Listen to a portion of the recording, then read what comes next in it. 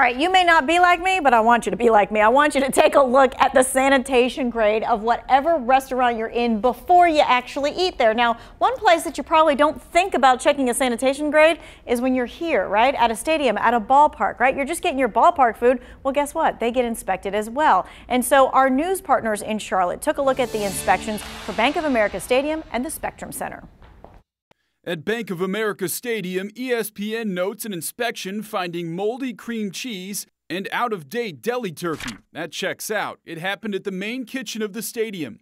Also noted in a September 14, 2016 inspection, blood dripping from raw beef to the shelves below. Both are high-level violations or violations that can make you sick. The Panthers releasing this statement in response to ESPN's report.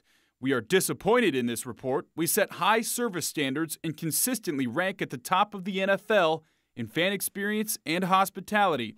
Delaware North Sports Service has been responsible for the food management and concessions at Bank of America Stadium since 2010, and we are going to conduct a full review.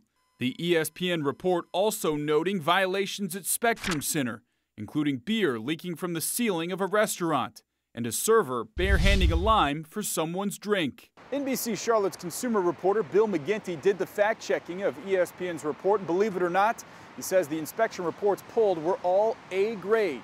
All right, so ESPN looked at food inspection scores from stadiums all across the nation, and according to their research, the stadium with the lowest violation rate was NRG Stadium in Houston, followed by State Farm Arena in Atlanta and Oracle Arena in Oakland.